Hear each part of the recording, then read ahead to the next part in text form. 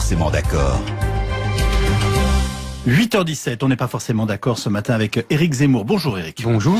Le premier grand débat télévisé entre Trump et Clinton a donc eu lieu cette nuit aux États-Unis, un débat que l'on dit possiblement décisif et une présidentielle américaine qui fait beaucoup parler en France. Eh oui, c'est l'insulte à la mode, l'insulte tendance, l'insulte qui vous classe dans les dîners parisiens. Avant, on disait fasciste ou pétainiste, on évoquait Hitler, Mussolini, Franco.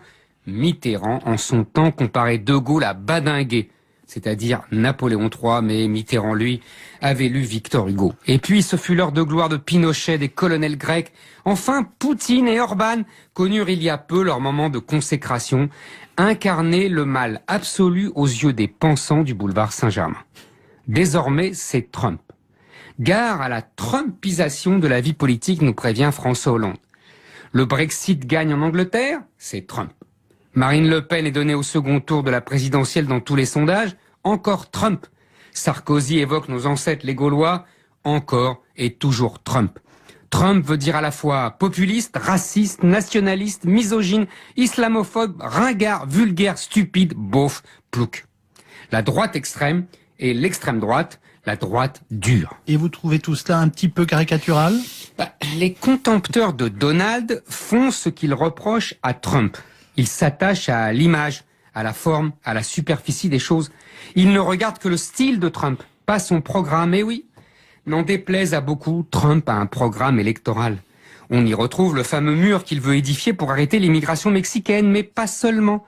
Trump prévoit aussi de lancer de grands travaux d'infrastructure qui sont, comme on sait, très vétustes en Amérique. Il ne faut pas oublier que dans une première vie, Trump fut promoteur immobilier. Et puis, Trump n'aime pas beaucoup Wall Street, qu'il propose de taxer lourdement. Le candidat républicain augmenterait aussi les impôts des plus riches. On comprend que l'establishment de son parti le renie. Trump est un partisan du protectionnisme commercial pour relocaliser les usines américaines, parties au Mexique ou en Asie.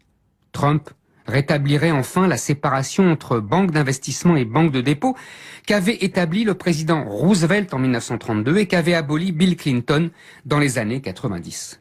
Et tout ça n'est pas un hasard.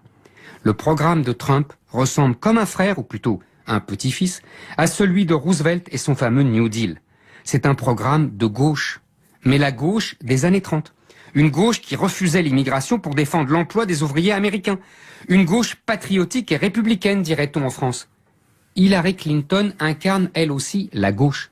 Mais la gauche des minorités raciales et sexuelles, des féministes, du cosmopolitisme, du libéralisme, de l'individualisme. La gauche qui a fini par faire ami-ami avec Wall Street. La gauche du libre-échange et des interventions militaires au nom des droits de l'homme. La gauche des années 60. L'affrontement entre Trump et Clinton n'est donc pas un combat entre le menteur et la voleuse, entre la droite et la gauche, ni même entre la droite populiste et la droite libérale, mais bien entre deux gauches. La gauche des années 30 contre la gauche des années 60. Une Amérique qui veut rester américaine contre une Amérique qui veut devenir un pays monde. Entre deux pays, deux peuples, une Amérique périphérique des vaincus de la mondialisation contre une Amérique des vainqueurs vivant dans les grandes métropoles. Deux Amériques, comme il y a deux Angleterre et comme il y a deux France. Éric Zemmour, demain nous avons rendez-vous avec Nicolas Domenech.